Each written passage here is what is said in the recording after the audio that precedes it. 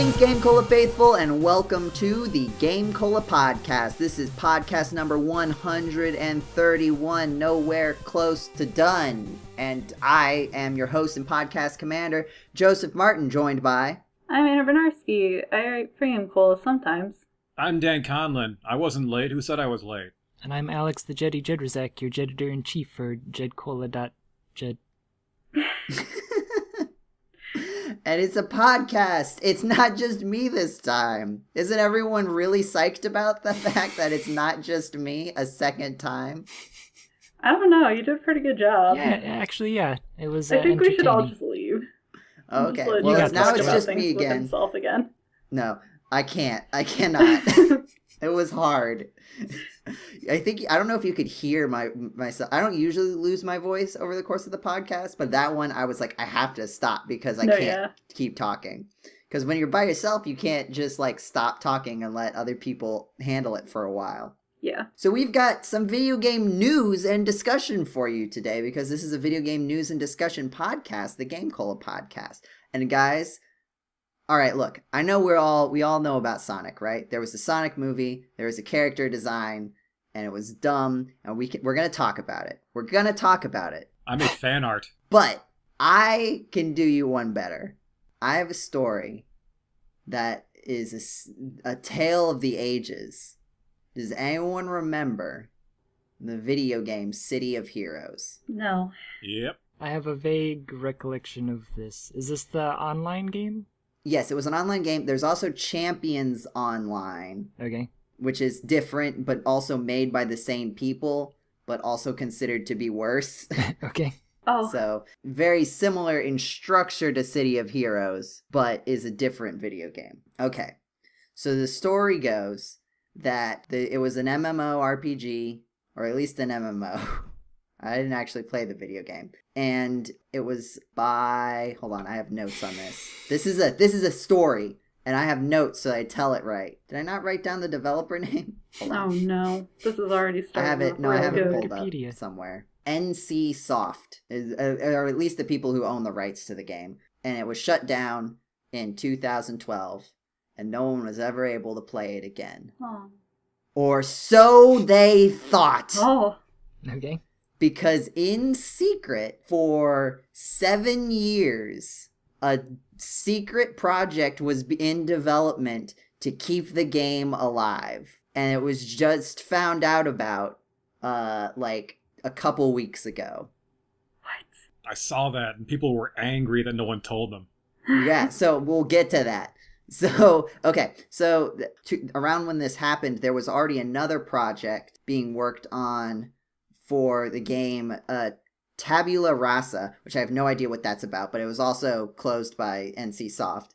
And they were trying to develop code a server for it, but it was shut down by a cease and desist order in 2011. So when 2012 rolled around and City of Heroes was shut off, and City of Heroes, I can tell you, it's an MMORPG where you can play it, you can like design a superhero, and you can pretend to be a superhero and do cool superhero things. So when that one was shut down, people were like, I remember this. We'd like to preserve the game, but we don't want to get with hit cease and desist order. So according to the people, this part of the story comes from the people who were involved in the development and also trying to defend themselves when it came out that this had been going on in secret for a while. According to them, they said that everyone just sort of agreed that a project would be started, but that they wouldn't talk about it. So they wouldn't have to worry about a cease and desist order. Several years pass after this point. And there's like a development team happens. There's actually like over the course of this, like so this team was called SCORE. They called themselves SCORE, which was the secret cabal of reverse engineers. There's also SEGS, which is a different group whose acronym stands for something else. Something else what? SE? SEGS? Something else game system. They were trying to type Sega and... Super Entity Game Server. I don't know. They were also trying to make a thing. So there's some other side projects, and those were public, but this like really developed like base one that's been going on for secret in a long time. Eventually, the way that you could get access to it was only if you were given like a private code by the developers, and they were actively trying to keep people from talking about it. So like on Reddit, I think the main thing that was causing controversy is that like stuff on Reddit was getting deleted about it. And so time goes on, and eventually one person who gets a code is like, okay, but I'm actually just going to tell everyone about it. Which is, that's a very, it's not how it was phrased exactly. I'm not trying to paint this person in any particular light. I'm just trying to explain what happened. This person tells people about it. People are upset because this whole thing has been going on. They've been supporting other projects in the meantime, not knowing that this really robust project already existed. And then there was a whole controversy. And now you can actually play this video game. It's a real video game that you can play now. I know people who have played this video game, and they've told me about it. I'm not going to call them out right now because I think it's still technically illegal to do it. I miss these kinds of controversies. So that's the basic story. There's other details that may come out as we talk about it, but isn't this kind of a wild thing? Yes. Yeah, sure. Sorry, I'm just having flashbacks to like Ragnarok Online and all of the private servers that people had, and that kind of thing. I guess I'm used to weird emulation efforts. I remember somebody trying to make like a copy of Final Fantasy XI or something like that. But this is a legitimate thing. This is actually made by the developers, which is a different thing entirely. No, it's not made by the developers. I guess I think I got confused at the beginning. I think I was reading something while you were... I was trying to look I was trying to look up who the developers were while you were trying to figure out who the developers were, and I think I read something. And that I mistook it for something that you said. No. This is me. No, the thing that's interesting to me is not necessarily that there's this grassroots thing trying to make a game server, right? Like that is something that has happened. It's part of like this ongoing discussion about games preservation. In the online world, right? Yeah. In situations where you can't just have the video game and it's therefore preserved, right? Like how do you preserve something that's based on like an online client? Yeah. But like this was like a secret conspiracy theory in the community that turned out to be true. Oh, okay. Right? Like yes. There were lots of people in all of the reports and like Reddit stuff that I read who were like vindicated because they were like, I've been telling you for years that this thing existed and no one believed me. It's a UFO abduction story that actually had aliens in it. For what I hear, the game is actually pretty good. One of the people associated with it and also kind of taking the brunt of the press, positive and negative, is a guy named, I think Leandro Pardini. I don't know if I'm saying that correctly, but he's the one that's made a lot of the public statements on behalf of the Score team. But there's like Discords that you can go on. I tried to go in there and figure out what was going on. It's very technical. The development one, which is what I was given, is very technical, and I don't know what it's talking about. But there's two versions of the game that they're working on. One is like this souped up version that was made by the original engineering team that's like called I-25. And there's I-24, which is supposed to be like the literal recreation without any bells and whistles. And also the 25 version is probably like taking some liberties to make it playable more easily at the sacrifice of being an exact copy. Yeah. So yeah, I mean, it's definitely an interesting because like, you know, the core drama is that there are a bunch of people who are like, what the heck? There's just this exclusive club of people who've been able to play this game that I've been, you know, people who are already involved in the community have been actively wanting to play this game for a long time, and then learn that there have been just this small group of people who get to do it whenever they want. They're upset. And that group of people is saying, we didn't want to tell anyone about it because we might get a cease and desist if it became super widespread. Yeah, like, I don't know, I struggle with the entitlement of gamers sometimes. Like, I get it, you wanted to play the game, but sorry, like, I don't know how to, like, handle, why didn't I get to play, you know?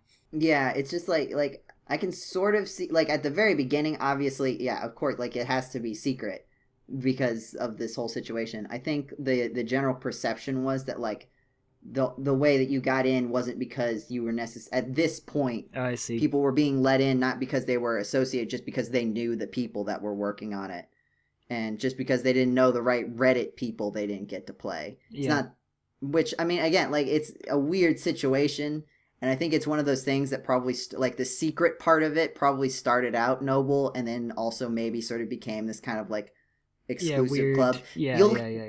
You'll hear stuff about an NDA if you look up the like news of this online. As far as I can tell, by NDA they're just saying that they asked people not to talk about it and said that they will be kicked out if they talk about it, and that was the NDA. Like, there's no actual legal document.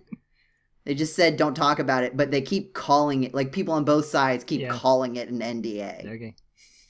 So if you come across that, that's not how it works. There's a legally binding oral agreement. I don't believe there's such a thing. But if it was typed online, does that count as an oral agreement, or is that in writing? I think the idea is that NDA is just shorthand for they promised. No doc about.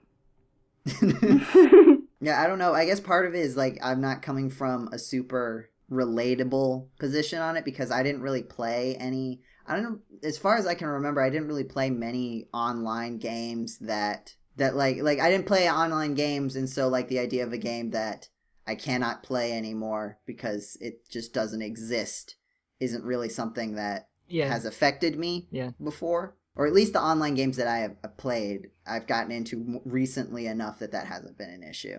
Shockingly, Ragnarok Online is still around.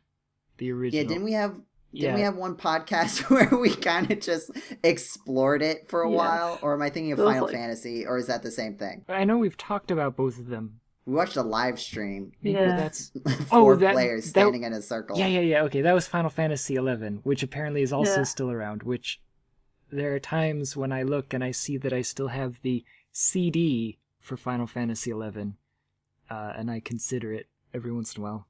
Ragnarok Online, however, has changed so much. Like they made an attempt, like the gold star that says an attempt was made or whatever. They tried to modernize it and like kind of keep up with the times and what people wanted, but it's really just that they slapped on a bunch of stupid stuff, made it so that when you get to level 99 you can restart your character and then get to level 99 again, but it takes longer. Like, they threw in all this garbage that just kind of, there's no point in playing the game. It's not good. Oh, it's a very bad game. Yeah, it's interesting because like I think you're right, Jeddy, that like projects like this have been sort of coming in and out. Like I remember hearing a story about like a classic version of WoW sort of project like this that wasn't as much of a secret, but like was also facing like legal struggles. Yeah. And then there's also RuneScape, which I feel like that's official because people talk about it a lot. But there's like RuneScape Classic is like a big, in terms of this sphere, is a big thing. I hear about it, which is like pretty significant for something of this scope. It's actually funny is I looked up like 2 years ago or something, and they do have, quote, classic style Ragnarok Online private servers that people run, but when they say classic style, they mean like 2009, which I realize was 10 years ago, but it's not 2002. And there's a difference between what Ragnarok was in 2002 and what it was in 2009, and it's basically the same from 2009 to now, just with like some added character classes or whatever. Most of the changes were in the first 5 or so years, but I guess it's comical to watch children say that they're playing old style Ragnarok. It's not a good game, and it never was. And on that note, so speaking of old games and old systems and so on, yes, has anyone heard of the Intellivision Amico? No, Jeddy, I definitely haven't heard of this thing you posted in the Discord 2 hours ago and said we should talk about on the podcast about. So tell me more. So I only heard about it because people on Twitter are in an uproar about a game that's coming out for it. To which I said... Wait, a good uproar or a bad uproar? Bad. They don't like the guy who makes a game and he's making a game for it and whatever. Oh, I see. But my takeaway from it was wait a second, this exists? I think that was most people's takeaway. Yeah, like, but why did I not hear about this, 6 months ago? It was like October when it apparently was announced originally, and I heard zero news about it at the time. I think it might have been because the only person who even talked about it was Tommy Tallarico, the game composer. Oh, okay. The guy who runs Videogames Live. Like, he was the only one I've ever seen up until this very moment who was even talking about it. So, to me, this looks like... Oh, what is the thing that I always go on about? Not on live. The Ouya. The Ouya. Oh, yeah. Oh, yeah. Yes, the oh yeah. No, I would say that it's like the Ouya 2.0, but it's like the Ouya like 6.8 because there's been so many stupid iterations of people being like, oh, we're going to make a micro console. Yeah, that's the thing, because like I was reading through the article, and like the first half of the pitch is like, it's like the NES Classic or the PS1 Classic or the SNES Classic, because you'll be able to play old games. Maybe don't include the PS1 in there if you want some good publicity. I'm just saying that I think they focus on the NES and SNES Classic, but I wanted to include that because of the fact that this is showing that it's not a 100% shot. But then also they talk about how it's going to have cutting-edge 2D graphics. Now, they seriously said that? No, it does. It does. It says 21st century 2D, yeah, blah, blah, blah. Hold on, I want to read the actual quote because it's amazing. Yeah. Keep talking while I look for it, though. I guess I don't know what they're expecting. Like, part of me wants to be like, yes, this sounds exciting. But that's what I said about the Ouya when that happened. And we saw how, like, when was the last time we heard about the Ouya? 10 years ago? Again? 10 years ago, and then intermittently on this podcast. Whenever I'm like, whatever happened to that? Oh yeah, it died a horrible death. And then, what was it? Didn't Google, like, a month ago come out with some stupid, you can play video games on your computer? Oh, I don't know if we ever talked about... Did we talk about this? Called it something makes it sound like a yogurt. Are you talking about the streaming thing? Yeah, they're weird streaming. Did we talk about this? If we didn't, Google I don't remember the name of it, but like it announced this thing where you can stream. Like the idea is they put a game, a really performance demanding game on their computers, and they live stream the video of it to you, and so you can play really hardware intense games on your computer, and you just have to stream the video to it. And everyone's like, yeah, this is cool and all, but there's a lot of infrastructure problems that you have to overcome that I feel like we're not talking about and that you're kind of ignoring because this has been tried before. I'm cautiously optimistic because Jade Raymond is involved, and I've always liked her. Like, I know she wouldn't sign on to a project that doesn't have any promise, so the only optimism I have is because of her, really. I feel like it'll work in, like, Korea, where they actually have, like, it's a small enough country that they can build decent internet infrastructure. But then on top of that is the concept that if you, like, even at its peak of performance, there's always going to be a hint of lag in the concept that you press a button, it goes over the internet, generates, and comes back. Mm-hmm. And the games that a computer would not be able to play due to, like, performance requirements are generally games that are like first-person shooters and stuff, in which case that's not really going to work very well. If you have like a 1/10 of a second lag, you're always going to be frustrated about, oh, but I pushed the button, blah, blah, blah. Mm-hmm.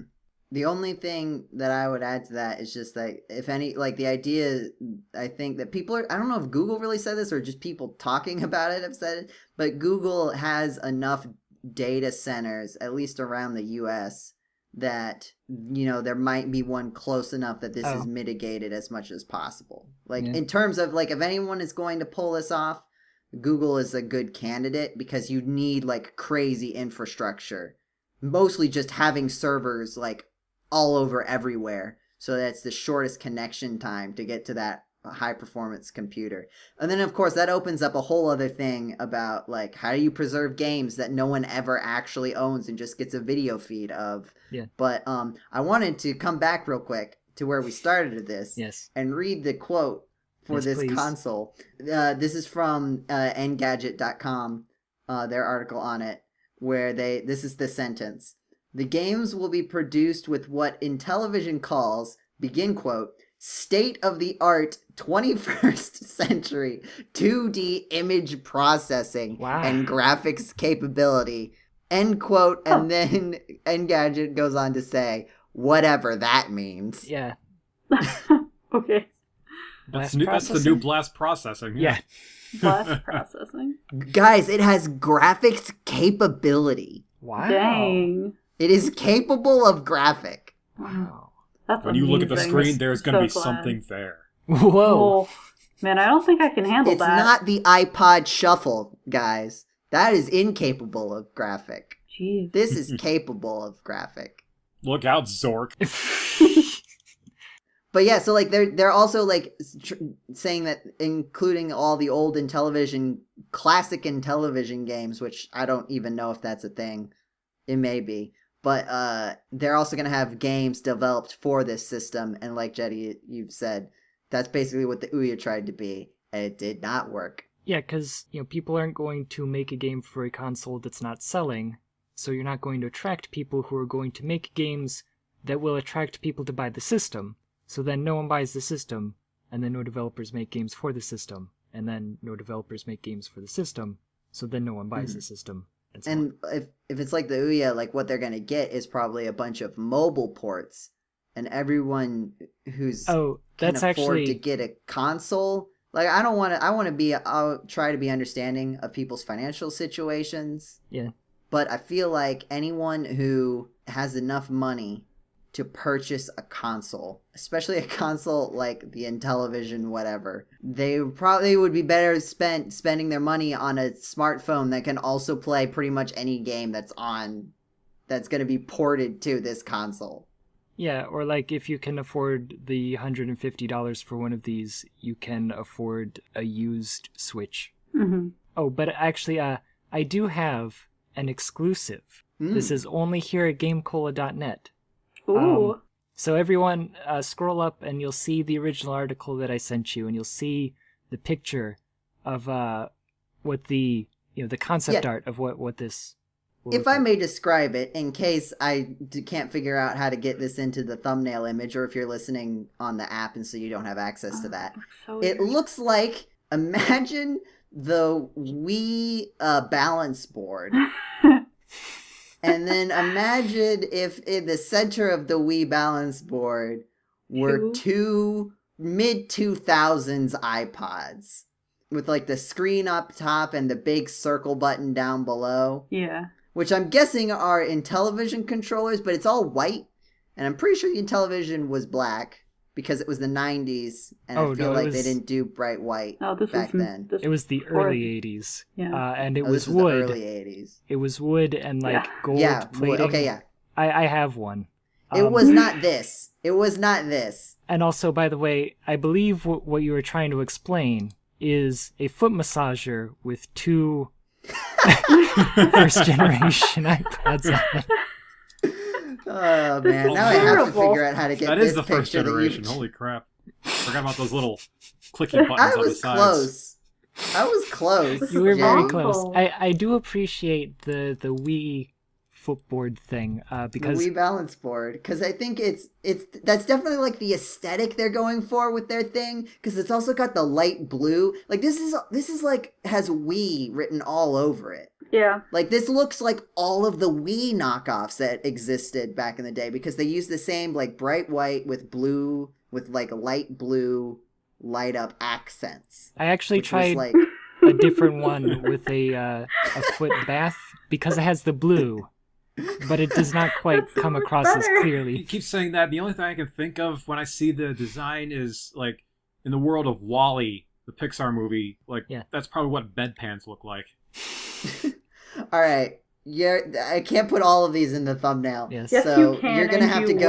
will. You're gonna have to go when this podcast goes up. I'll make sure to go to the GameCola Twitter and reply to it with these pictures because this is amazing. Did you make these, Jeddy? I did. It took me a whole 3.5 minutes. Is this your exclusive? This is my exclusive.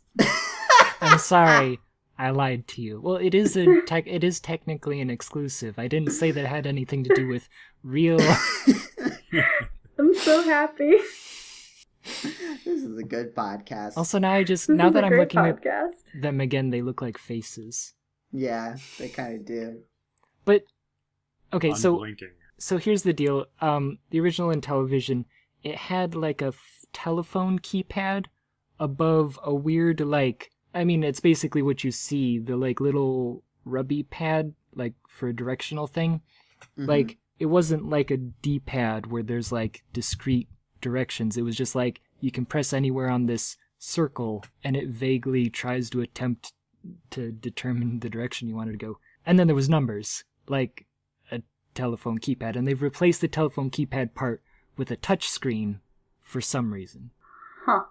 Because no one knows how telephone keypads work anymore, Jeddy. This is a good point.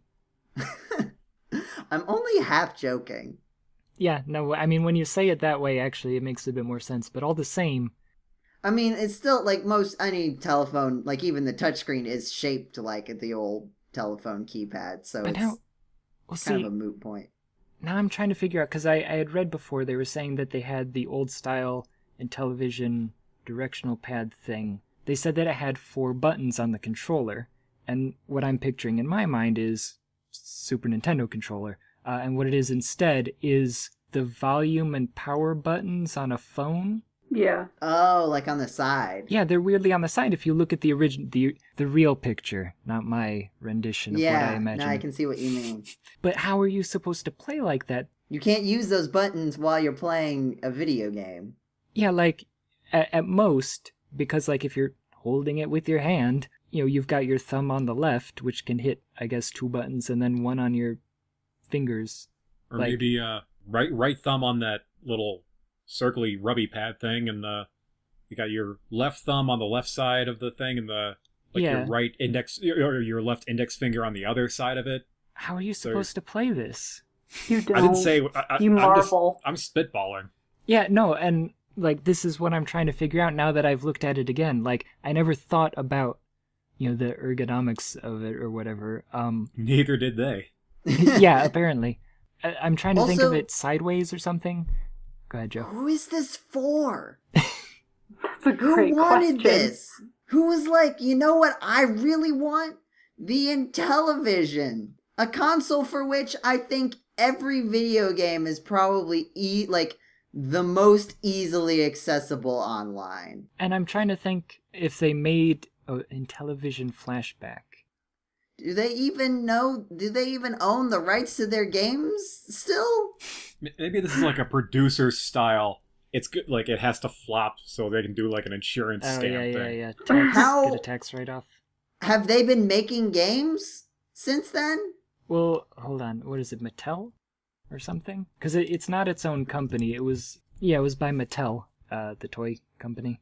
Yeah. So I don't know. But also, like a lot of these games, they weren't exclusives. Like there was like ports of games that were on other systems and stuff. So I have no idea. Has Mattel been making games since then? Has this been a secret underground project that they've been working on for the past 20 years and is now been leaked to the public by people who were supposed to be keeping a verbal non-disclosure agreement?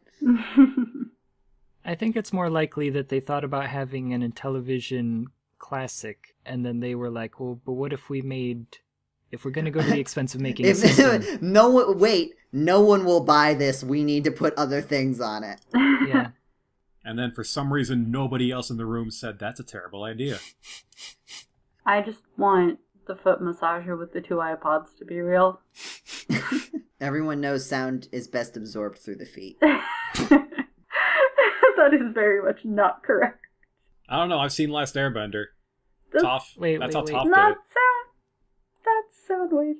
Alright, I think it's been long enough. We need to address the hedgehog in the room. Oh, yeah. So How have we gone this far without talking about, I mean, I mentioned it at the beginning yeah. to let people know that we would, in fact, be talking about it.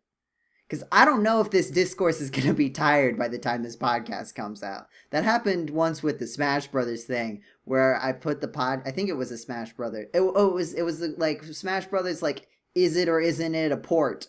And then I posted it on YouTube, and the first comment was like, here's a time code to skip them talking about whether or not it's a port. I'm like, okay, I guess no one wanted to hear about that. Sorry, everyone. Oops. So, I guess if you don't want to listen to this, look at the YouTube comments for that guy. Nice. Great. Awesome. I don't even remember who it was. Fine. So, there's the Sonic the Hedgehog movie. Yes. The real movie that exists. It's just amazing to me is like, okay, the Super Mario Brothers movie, it was a product of its time. You know, at that time, that kind of thing was acceptable. And like, Mario canon wasn't like... Yeah, like it wasn't like, a thing. when exactly did the Mario Brothers movie come out? What, 91? Something like that? 91. Or no. So like, this is like around... Yeah, because Yoshi was in it, so Super Mario World had like just come out. Yeah, well, I'm trying to think if it was... Oh, it was 93. Wow. Okay. That was like, so, actually... Like, but there's a Yoshi surrogate in it. So, like, since then. But, like, the idea of, like, what Mario wasn't really well defined, especially in the States. Yeah. Right? Because there was this whole, he and Luigi were from Brooklyn and then ended up in the Mushroom Kingdom somehow. Yeah. Which was at odds with the Japanese story, which is that Mario always lived on the place that he lives in. But, like, so it was during a period of time where, like... those, like, there wasn't really a solid narrative. Yeah, games were still an oddity at that time. I would also argue, though, that Sonic itself does not really have a consistent canon. As the one game that tried to connect all of the Sonic canons, Sonic Generations, accidentally, unintentionally, but very clearly showed that there's very little actual continuity between these video games. Well, they completely retconned that in Forces too, anyway. Yeah, because they made a brand new canon. And they've made, like, Generations tried to tie it all together, but ignored the fact that, like, there was the 2D Sonic games, which I think were supposed to be one canon.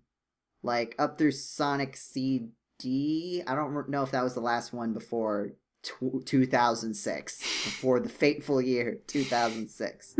And that was supposed to be the Sonic the Hedgehog reboot, where they changed the story. But even then, there wasn't a consistent story, because there was Silver and Blaze, and I think Silver pretty much just stayed in Sonic 06, and then also the Olympic Games.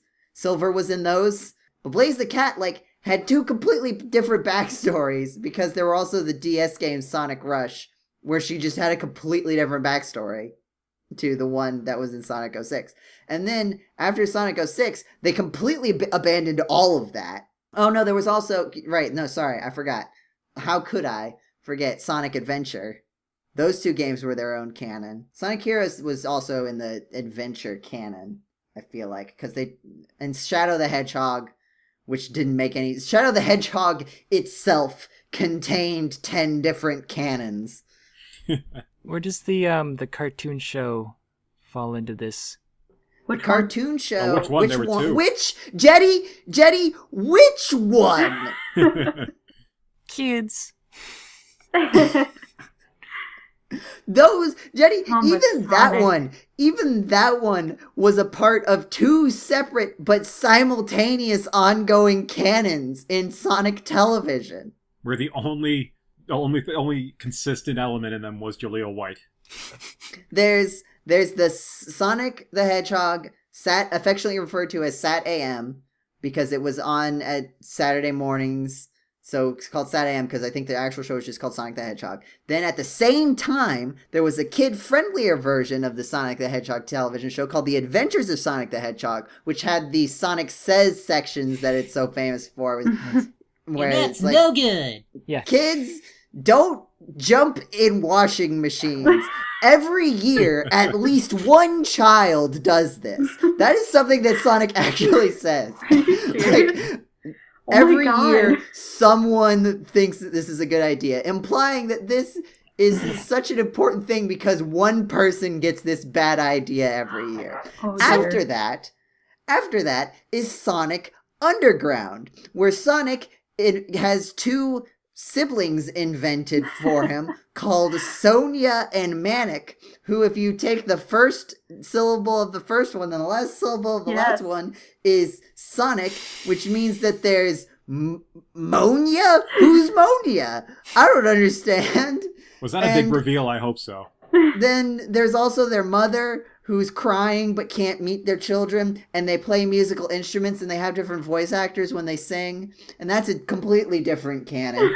And then there's Sonic X, the anime, which is where Sonic, which is probably honestly the closest to what this Sonic the Hedgehog movie is, because Sonic comes into the real world, quote unquote, and meets Chris, the worst child on the planet. Worst kid. Chris is the most Mary Sue character. Because I know Mary Sue is often used as like a belittlement. We do a fan fiction podcast. We're familiar with how the term Mary Sue is used to belittle writers. But this is like real actual, because he's best friends with Sonic. He's rich. His parents are busy, but make time for him. And he also has like 2 extra parents that are paid to be his parents and his grandfather. And this kid still is never happy with anything. And then, so after that show was Sonic Boom. Is that the next one? I think so. Which was based off of the very bad video game that was also a separate canon. Oh, yeah. The show is really good, though. Sonic Boom is entertaining, yes. So there are no less than 10 different Sonic the Hedgehog canons, many of which occurred simultaneously. So I can forgive this movie for not really being able to pin down what a Sonic the Hedgehog plot should be. That's not even mentioning the comics. I was just going to say... No. Yeah, And- don't even Forget get the me Zelda timeline. started. I want the Sonic timeline. the novelizations. Which, by the way, now that I'm thinking about it, I feel like the Saturday morning cartoon show, the novelizations, and the comic books are the most consistent canon, because I feel like those... I haven't actually read the comics myself, but I did, when it was current, read the novelizations, which is where I was introduced to the concept that Sonic likes chili dogs. There's actual novelizations. Yes. Gotta go fast. And then, indeed, he went fast. It talked about him, like, running around and getting rings and stuff. At the speed of sound. He does say Got gotta places to go. go. He does say gotta go fast in the trailer for the Sonic the Hedgehog movie, which we haven't even really talked about. There's a trailer. We're trying you to can go watch We're it. just trying to tiptoe around it. He does say gotta go fast in the trailer, which Like, means that of all really the intense, Sonic like. things, the person who wrote that line is at least familiar with Sonic X, because that's Yep. where that comes from. Or at least Yeah. the memes. Yeah, At I never least the seen Sonic memes. X, and I knew about that line. It's in the theme song where he says gotta go fast, gotta go fast, gotta go faster, faster, faster, faster, faster. Sonic X. That's the Freddie end. You're Mercury thinking got of the nothing on end that. of the song. I'm talking about the beginning of the song where Oh. they say that part. So, I do want to say that I looked at this character design for a long time, and I finally figured out what it is that bothers me so much, and it's not the teeth, actually. A lot of people complain No. about the teeth. What bothers the me... teeth look, just to interject, the teeth look really bad in still shots, Mhm. but I didn't notice it like while it was playing. I didn't notice it. till There's it was pointed the out. character design looks bad in different ways depending on the medium that you are consuming it in. The thing that bothers me the most is that his eyes are separate. Did it take you that long to notice? That was like the fundamental thing Like, about I it. couldn't figure out what was wrong. And I mean, like, the eyes themselves look gross, and I think I was just distracted by this gross, disgusting human eye on this creature. And then it hit me that what's so wrong about it is the fact that he has 2 individual, separate eyes. And it's not just that, because, like, there are plenty of characters that have 2 individual separate eyes. Like, it's not like that fundamentally looks bad. The problem is that the rest of Sonic's face is designed around that fact. Yeah. Because the tops of his eyes in his base design are also his eyebrows, right? Yes. So if Yeah. you get rid of that, he doesn't have eyebrows. And people and characters look really weird if you take off their eyebrows. This is just like a Oh. basic fact of character design. Because that's how you convey emotion. Oh, it's very true and terrifying. It's an important part. You have to put the eyebrows on, and he has no eyebrows. So the only time he doesn't look really weird is when he's like narrowing his eyes, because that's the only kind of eye definition that he gets. Otherwise, they're just always wide. Well, because that's the only time it gives him, he has any personality in his face, really. Mm-hmm. But so, okay, here's the thing. I don't know if you saw Jeddy, but there was a tweet that came from the director of the movie, which I have written down here because I took notes because I'm a professional. This is the tweet from Jeff Fowler, the director of the Sonic movie. Thank you for your support, period, and the criticism, period. The message is loud and clear, ... You aren't happy with the design and you want changes, period. It's going to happen, period. Everyone at Paramount and Sega are fully committed to making this character the best he can be. Hashtag Sonic movie, hashtag gotta fix fast. Hashtag gotta fix fast. How do people feel about this? So I commend him for listening. Like, yeah.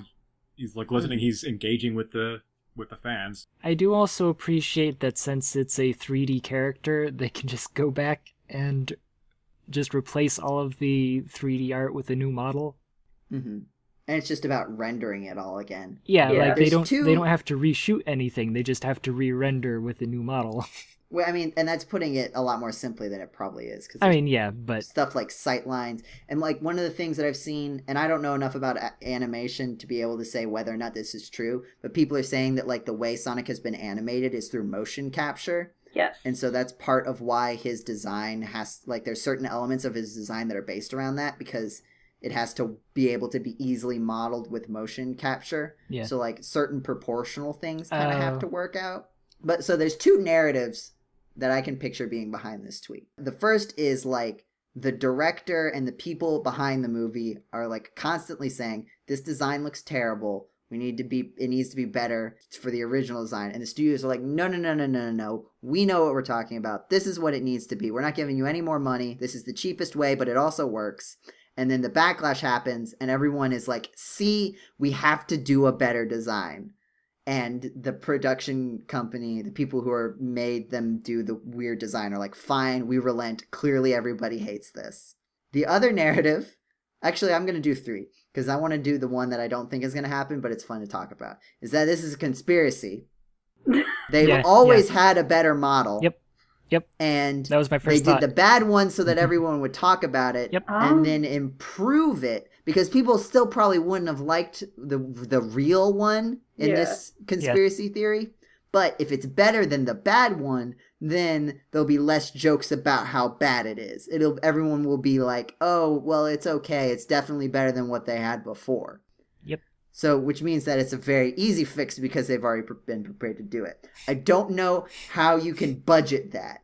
Like, how you can put that in your budgeting, marketing, like, report. Like, all right, guys, here's what we're going to do. Yeah. We're going to spend a lot of money on a bad model. And then we'll put in the good one. But we still have to make the whole bad model. It's kind of like that joke about like how the moon, how the moon landing is supposed to be faked. And there's that one sketch where they're like, so we still have to build the rocket, and the main expense of going to the moon is building the rocket. Yeah. So why don't we just build the rocket and go to the moon?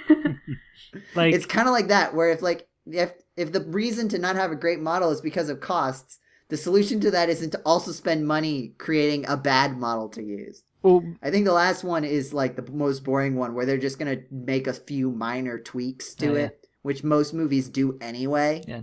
Even after like trailer release footage comes out. And so like it's just like a goodwill gesture of saying they're going to do it more explicitly, even though they were probably already going to be working on it anyway. It just comes out and it's the same model with eyeshadow. Good. Yeah. Eyeshadow the Hedgehog. Whoa. There you Boo. Hate Now, it. my thought is that they made the entire movie with the good model, and then they took the trailer's worth of scenes and redid those with the bad model. But they still have to make the whole bad model. Yeah, but you can get like an intern or your, the producer's son or something who's Pay them an taking experience. 3D design. Yeah, right. Again, I just feel like it's such a weird thing to pitch. Like someone had to come up with that idea and pitch it to for this to happen, pitch it to executives and just like hope that no one leaks it. Because we've already talked about how people aren't loose lips sink hedgehogs. Yeah.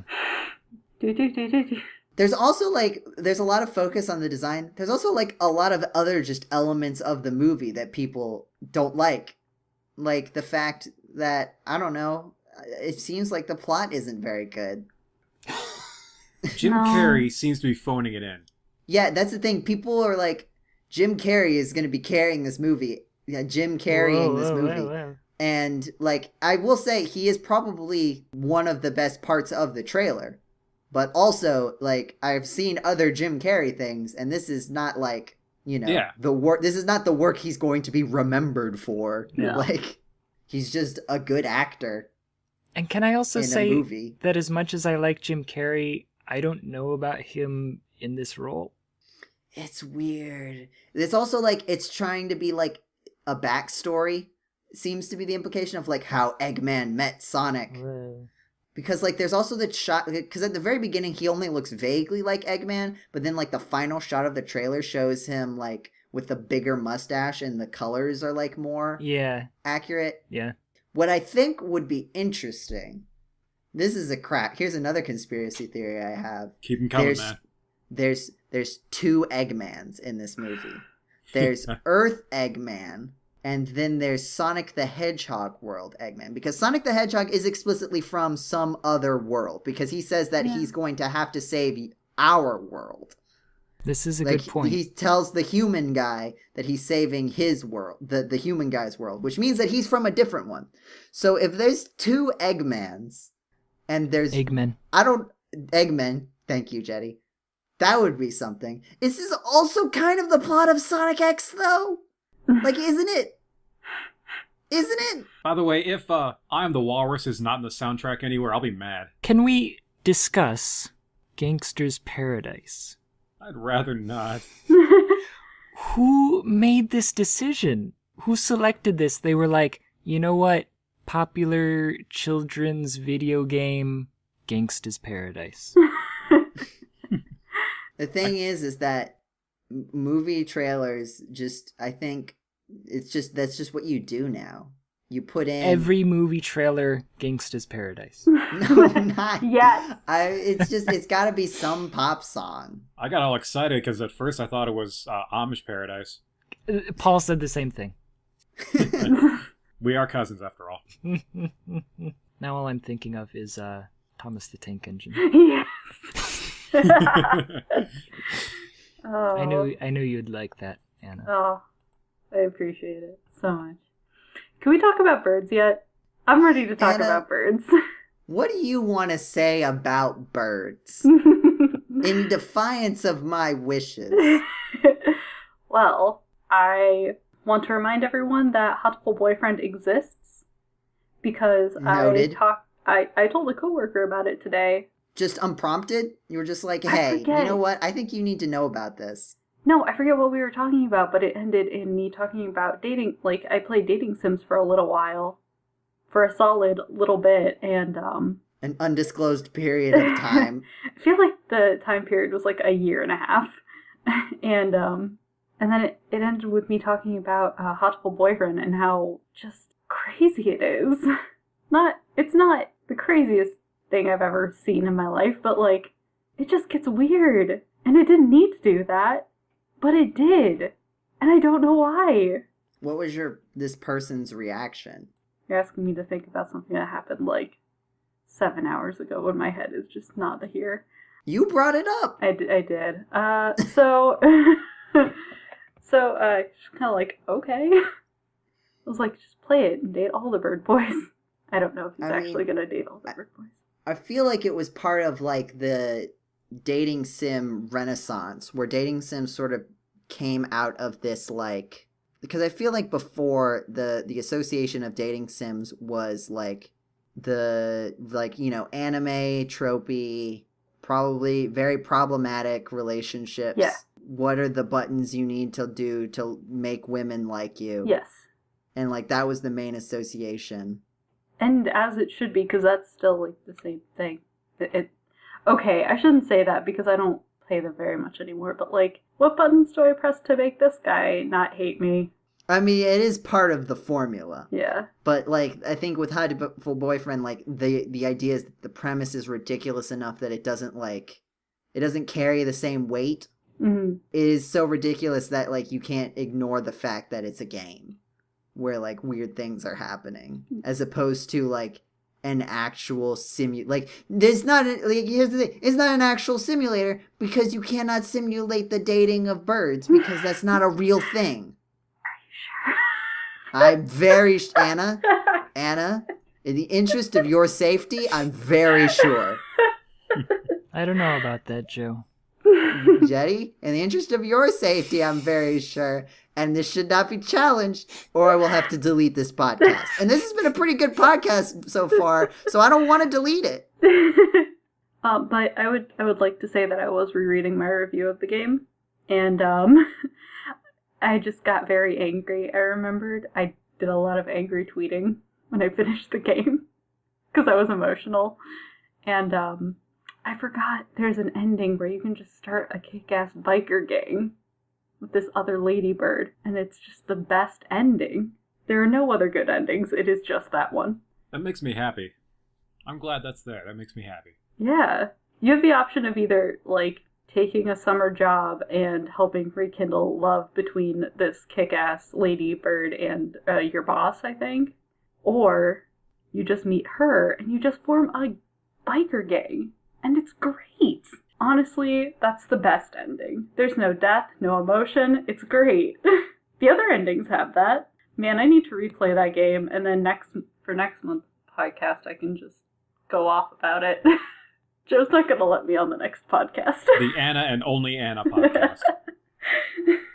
Maybe that should be the new thing. You can't come on the GameCola podcast until you record an entire podcast by yourself, so you can appreciate the work I do unthanked.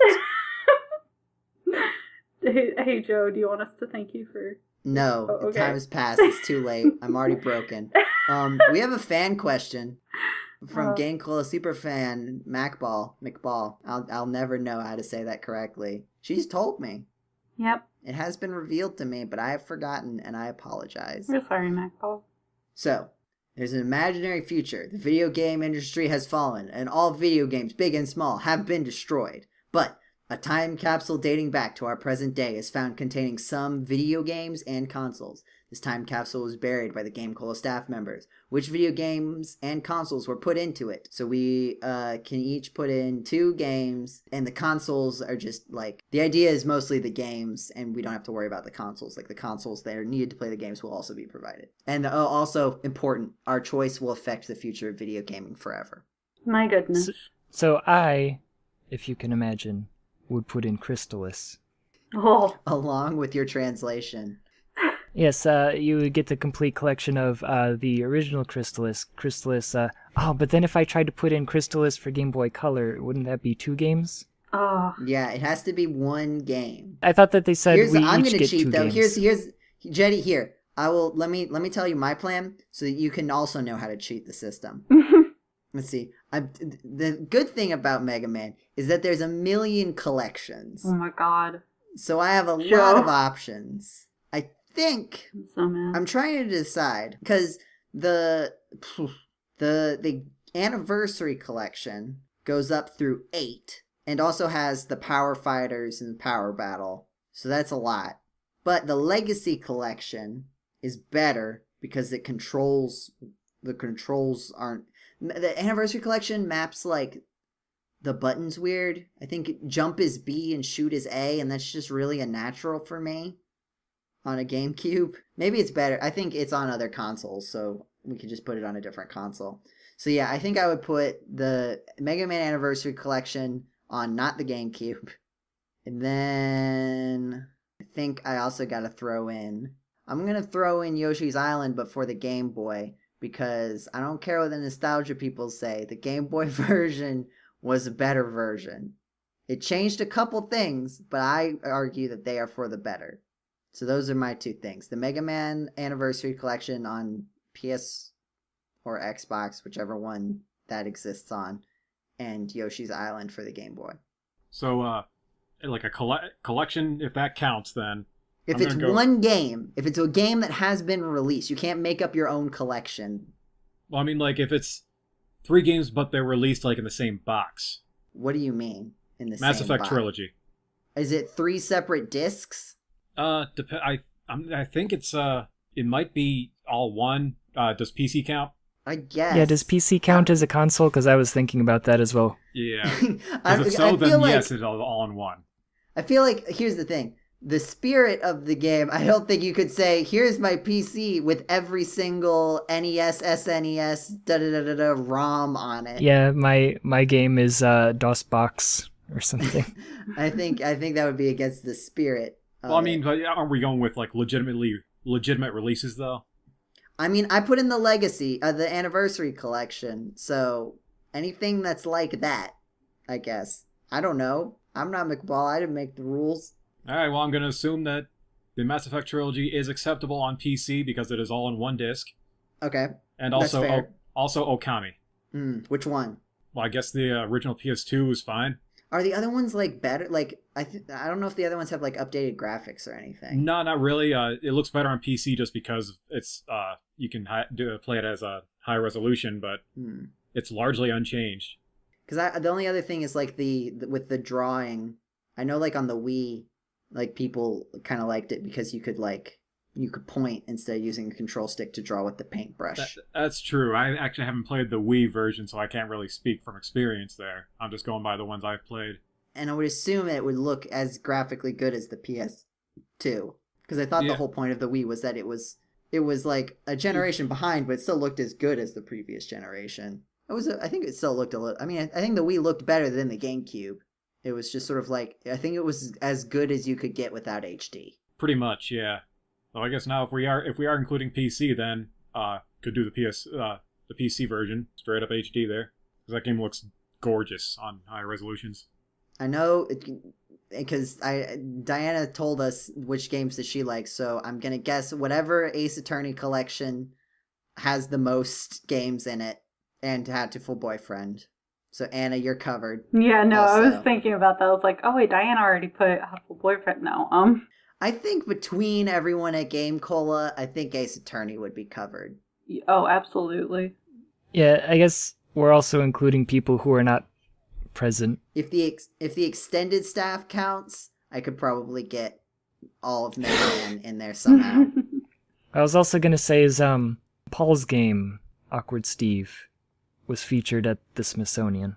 Yeah, so it is going to be preserved forever. Yeah. I'm sure that's how that works. I can't wait for Night at the Museum 4, where Awkward Steve comes to life. Yes. Yeah. Wow. That's going to be the best movie. Sorry, I've been sitting here trying to think of what my second game would be, because, I mean, Crystalis, obviously, but then I have a second one, and I actually had this problem with somebody who asked me, and they were unfamiliar with games is the thing, and they were like, so what's your favorite game for, like, the Super Nintendo? And to tell somebody who doesn't know about games what my favorite game is different than telling somebody who does know about games. Because if they do know about games, then I can skip Chrono Trigger, I can skip, Final Fantasy 3, 6, I can skip all the things that are obvious. I can say, well, for me, my favorite game is ActRaiser or something. Like, the idea is that you're contextualizing favorite as, like, liking it more than everybody else likes it. Yeah, like something that spoke to me personally. So I would say something like, Wanderers for Me's, where, for whatever reason, it spoke to me as a child, and I've never been able to shake it. So, would I want to put Seventh Saga in the box? Is that what they would think Super Nintendo games are? If I was the only one on the GameCola staff to put a game into the box from the Super Nintendo, is that the game that I would want to pick? As opposed to, if everyone on the staff got to put in a Super Nintendo game, then I'd be like, yeah, throw in Seventh Saga, then they get some variety. They get to experience the bad with the good. I think the thesis of this question implies that we are going to be selfish, because I think the real answers to this, if this was like a real question, would be boring, because it would be just like whatever like it would be like, oh, the Sega collection that has like 1 million Sega Genesis games on it. Yeah, right. the It's got Namco Brystar collection and Alex Kidd and all of the Sonics and that, like, stuff that would have like the NES Classic, right? Like you could just put that in there. Yeah. And it's a console because we get to pick a console and it just has all those games. So I think we have to pick our like selfish things, because otherwise this is a boring question. This would be a boring... That wouldn't be a boring... It would be a boring way to answer this interesting question. Yeah. So put your arc, your rising arc or whatever. Oh my goodness. Did everybody get a chance to go? Or is Anna... I don't think Anna... just said that you... What are video games? That's a good question. What are video games? Whoa. This podcast just got deep. Are video games can we just have like 10 discussions so I don't actually have to pick 2 games? Anna, as someone who has listened to you talk about video games, perhaps more than any other person, except maybe Cam, I listened to the podcast multiple times, and also I listened to the archives a lot. So I have some suggestions based on the podcast archives. What are your suggestions for my pick for this time capsule? I'm going to tell you what video games to like, Anna, because that's just the kind of guy I am. Oh, jeez. Deponia, the Rabbit, Night of the Rabbit. I was about to say the Rabbit one. The Rabbit one. Those are ones that you like. Yep. They are games that I like. No, I'm like actually looking through my Steam library and then like through my Switch and my 3DS. I feel like I really want to say Earthbound, but I feel like someone else would pick that and I'd get off the hook with that one. That feels like, okay, that seems like a weird way to put it, because whoever puts it in there is taking one for the team. I don't know. I feel like that's necessary. Yeah, no, it's necessary. I'm sure people would say the same thing about me picking Crystalis. Somebody has to do it. Yeah, that's the thing. And then, like, the other one I thought about was Link to the Past, which, again, same feeling, kind of. So, see, Anna, you're not being selfish enough. You need to be more selfish as a human being. Yeah. So, my roommate works with me, and she and my other coworker said I was lawful good, and a lawful good thief. Yeah. Deponia: The Complete Journey Edition, which has the original trilogy and not the 4th game, because the 4th game just makes me sad. And then I want to say either 2064 or Valhalla. I feel like more Valhalla I'm leaning towards. But those are some good choices. Is there a reason? Yeah. Yeah, is there a reason you would... Is it just a gut feeling that you prioritize one over the other? I feel like Valhalla they both hit me pretty hard on a personal level. Like, I connected to them in some way, but I feel like Valhalla hit me harder. And more of a personal, like, oh, I can connect to this. Like, this really, I don't know. I will say that there's a small flaw in your plan, Anna. What is the small flaw in my plan, Joe? And that is that in this future year... Oh no, you're right. People will open this game. It's like, the what the heck? This is just what... I already did this. I already played this video game. It's called My Life. I can't believe that this is so boring. This just happened to me yesterday. In 2019. No, it's still a great idea because it's still a wonderful game. Yes. And will be in 60 whatever years. Speaking of good video games, everyone, has anyone played some good video games? And not just played them, but played them in recent times? Yes. Define let's talk about that. Good. Have you been playing games? Jeddy, are you about to tell us that the sequel to Shaq Fu, Shaq Fu, the sequel to Shaq Fu, that sequel is also bad? They made a second sequel and it's also bad? I have been playing Earthbound. I haven't been playing video games very much recently because I've been, like, going through a few big life changes. So I'm trying to, like, finally sit down and play games again. But starting that off with continuing Earthbound, which I kind of put off for a while. And this is the same playthrough? Yeah. Yeah. This is from, like, months ago. And I've beaten the game before, it's just I really like the game and I'm trying to finish it again. Important news, the day that we are recording this podcast, Valhalla has come out on the Switch, and I had to physically leave my desk and go grab my Switch from my bedroom so that I could download it while the podcast was happening. So I will be playing that. I'm going to try to start up Night in the Woods again as well. It's mostly just me replaying a bunch of games that I like. Also, some... If I may interject, I just listened to one of the old podcasts last night where you were talking about how every spring you replay the exact games you're talking about right now. Exactly. It's happening again. Yeah, I don't know why. It just keeps happening like that, but it's usually earlier in the spring, but too many things were happening this past month. Some other games that I've been playing? Neko Atsumi, I downloaded it on my phone. Pocket Trains and Tiny Tower, which are all things that I do. Like, I have on my phone just to kind of keep myself from going on Facebook. So instead of Facebook, a noble cause. I'm just here. These stupid apps. Those technically are games. What is the train game? It's Tiny Tower, but trains. That doesn't mean anything. Well, it's not. Is it a tower defense game? Oh, no, it is not.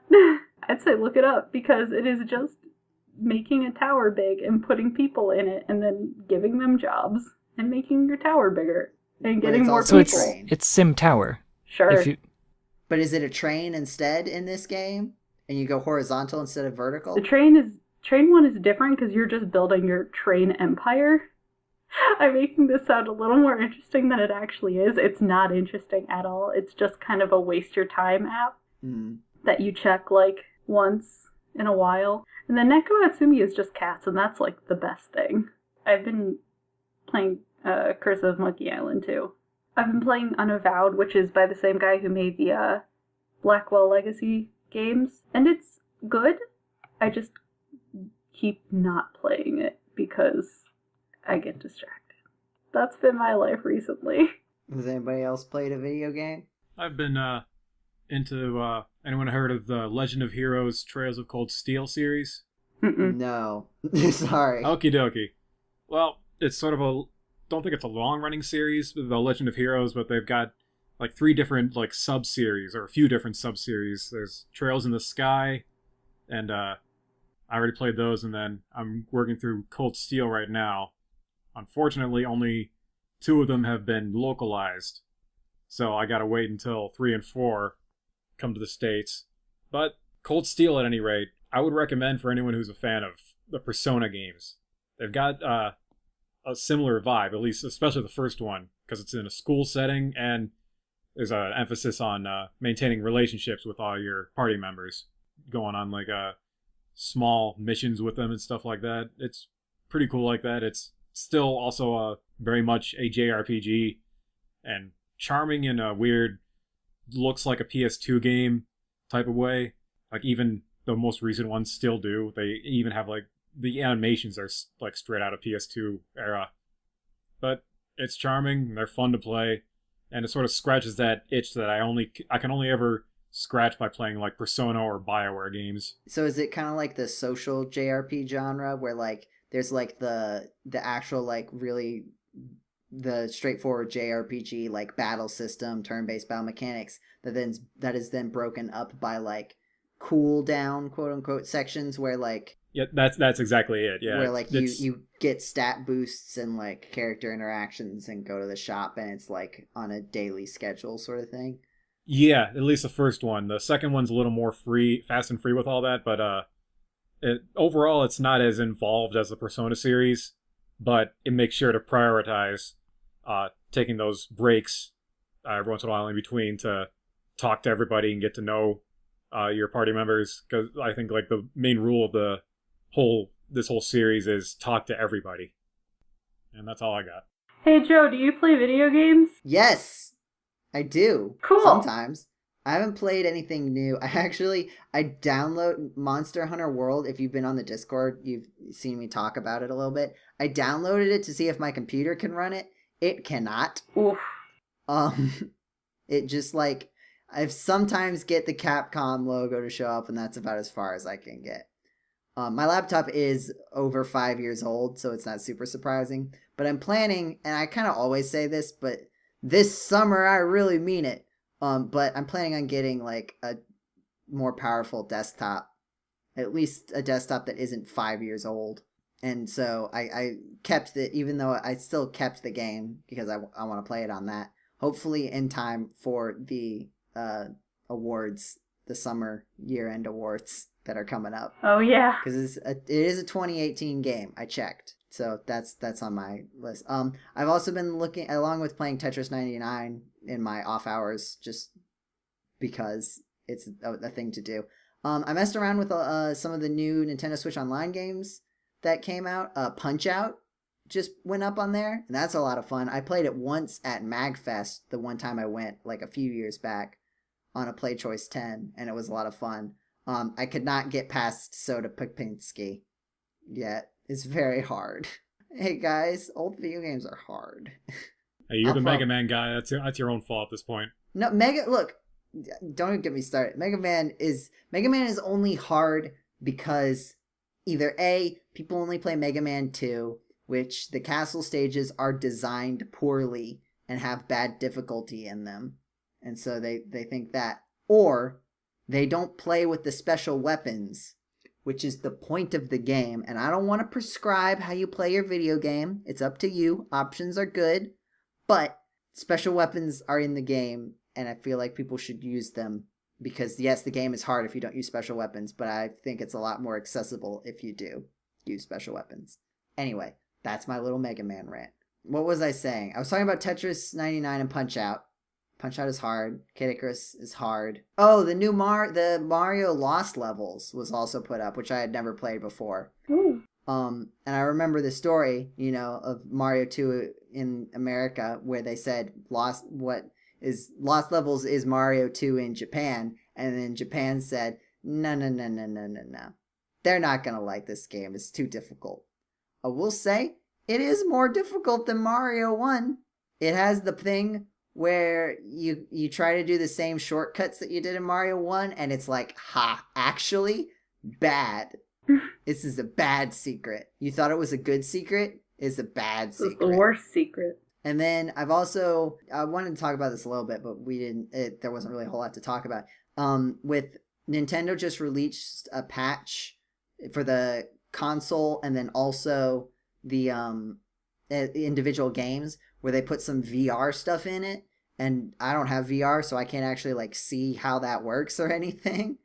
But part of that was that it included, for at least Mario Odyssey and Breath of the Wild, it included some performance enhancement. It basically lets the Switch overclock in certain sections, which I think is for the VR implementation, but also they are able to turn it on during loading screens. And so load times on those two games have been drastically reduced, which has had implications for speedrunning, especially Breath of the Wild.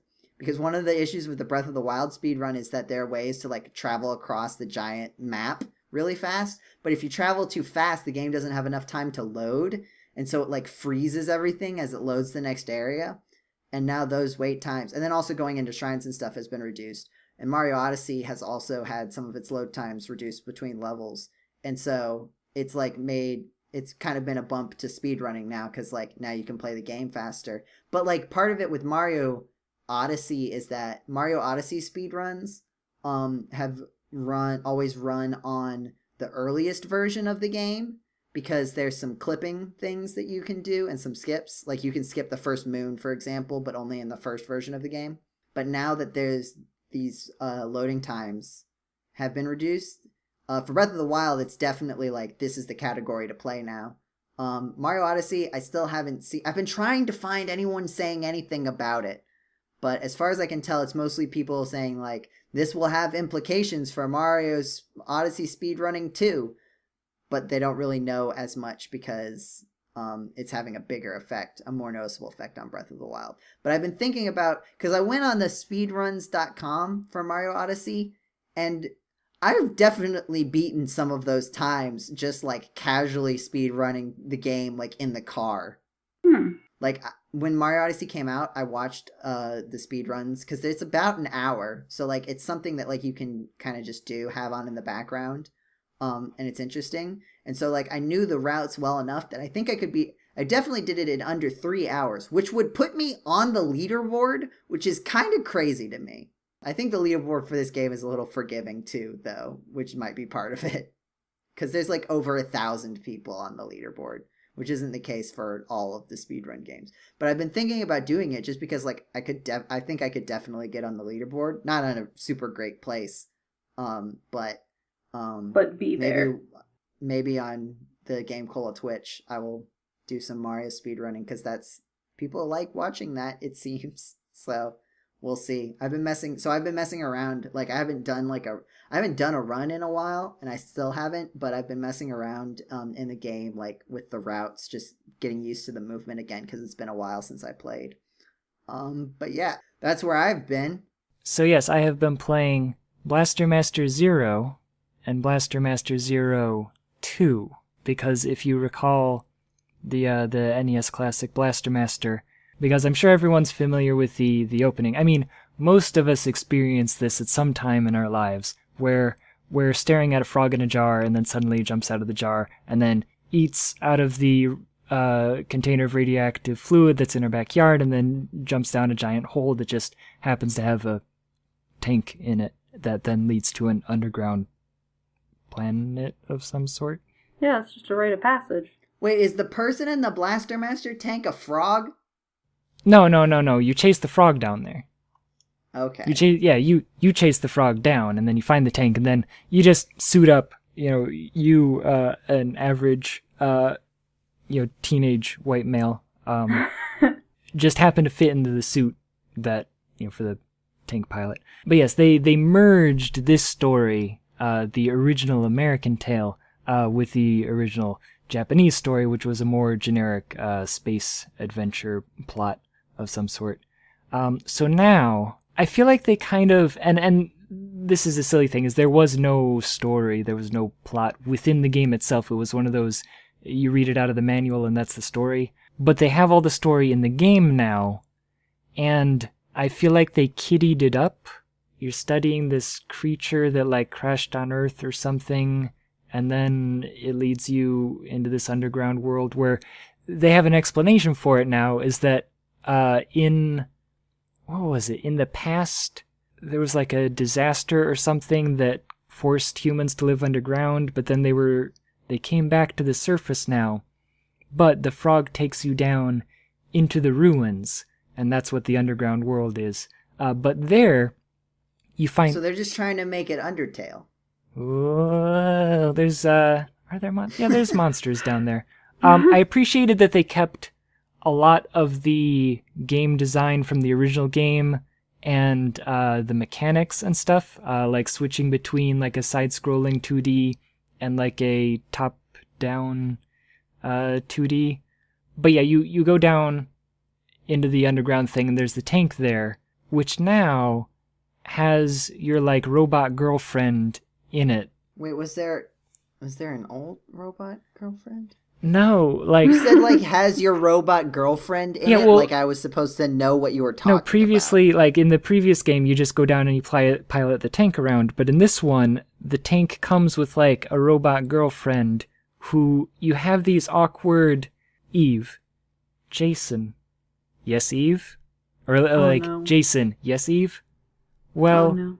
What is it, Eve? Like, the text is so generic and stilted, and just, like... The writing is so, like... Bad. It is. It's not just bad. It's a special type of bad that's unique to, like, not young adult media, younger than young adult media, like, tween media. Ew. Disgusting. What I'm thinking of is, like, the stuff that's made for, like, elementary school age kids. Yeah. But, like, is about...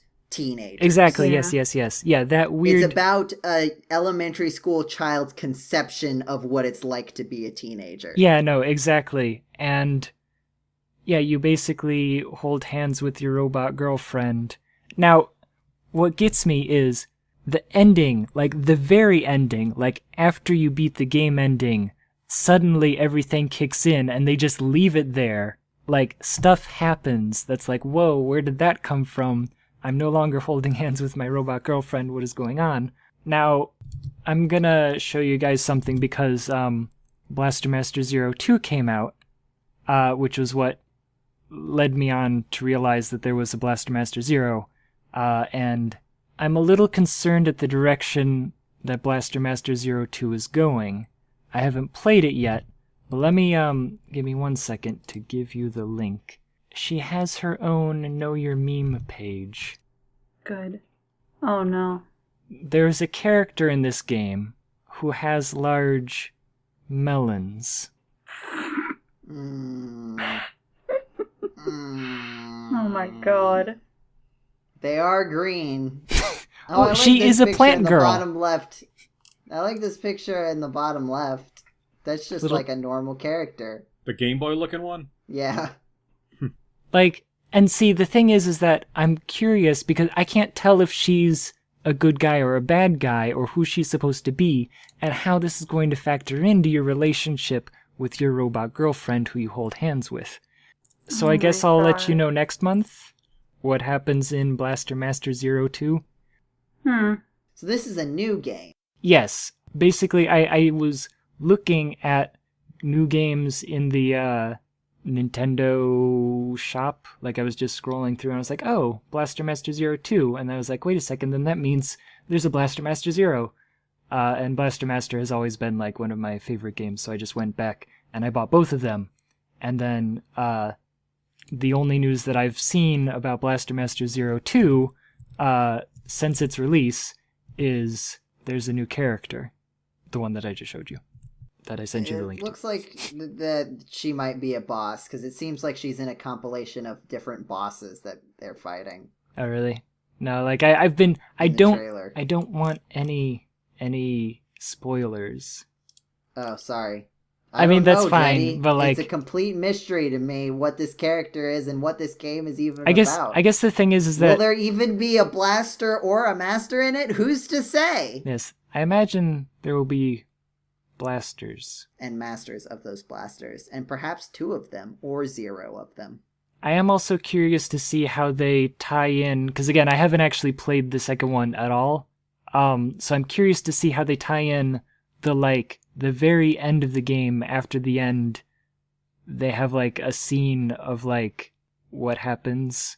You know, no spoilers to anybody listening to the podcast.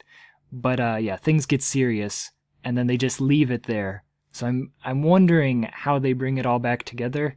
Maybe it's a separate canon. I guess we'll see, actually. Like, I guess I'm assuming that being the second game, it's going to have all the old characters. I will tell you all next month. Well, speaking of next month, I think it's time to end this month's edition of the GameCola podcast. So thank you for listening to this month's edition of the GameCola podcast. If you liked what you heard, be sure to check us out on our actual internet website, GameCola.net, and our YouTube channel, GCDotNet, the letter G, the letter C, the word dot, and the word net, to see playthroughs. Right now we've got Danganronpa, along with this podcast is uploaded there. And if you want to see any time codes to skip the parts of the podcast you don't like, someone will probably post it in the comments, apparently. Actually, that's only ever happened one time. Please don't make it a thing, though. That I'll person... just post a comment that says skip to 1 hour and 51 minutes. Well, you know, actually, in the original, the oldest podcasts, we usually broke it out and actually like gave the times ourselves as to what the topics were and when they were. That was also, though, back when we had a much more rigid structure where, like, we had specific topics that we were going to talk about. And then no one would show up to the podcast because no one would know anything about the prescribed topics. I run things a little more freeform, Jeddy. But you could still retroactively... I'm a loose... No, these topics blend. Who's to say when one discussion begins and another ends, Remember that Jeddy? time I said, can we talk about birds now? We're making art. It's an indistinguishable transition from topic to topic. Anyway, you can find cool videos there. Mario 2 playthrough. Mega Pony. People like those videos. That one Phoenix Wright, that one Miles Edgeworth video with the Phoenix Wright cameo. People really like that one for some reason. There's Paul playing the clicky game. Or in the cube, sorry. Oh man, never forget. Oh, yes. Curiosity What's Inside of the Cube, where Paul taps his phone for a long time. Then there's also, if you like podcasts from us, you can check us out on iTunes, our RSS feed, which has other podcasts like the RPG Cast, where James, Pelster, Anna, and I play as the Secret of Mana characters in a campaign that Jeddy has designed. There's also Hacks and Slash, which I don't want to make any promises yet, but you should keep your eyes out. And your ears. And your ears, particularly your ears, because it is a podcast, for the next set of Hacks and Slash, the beginning of the next set of Hacks and Slashes, I should say, on the horizon. We'll something. See. It has been recorded. It has not been finished editing because it is a monster. It is. Right now. What else can people look for, Anna? Hey, you could also look for us on Facebook and Twitter. We are GameCola on Facebook and at GameCola on Twitter. You can also find us on Discord. I believe we have a link to our Discord server in our Twitter description. And it's a great place to come talk to us, to check on articles, and to make friends. Yeah, you can literally talk to the staff. The actual staff are actually in there. We're pretty active on there. It's a good time. Mm-hmm. You can also meet other GameCola superfans. As we mentioned earlier, we got a discussion topic from McBall that was posted mere minutes before we recorded.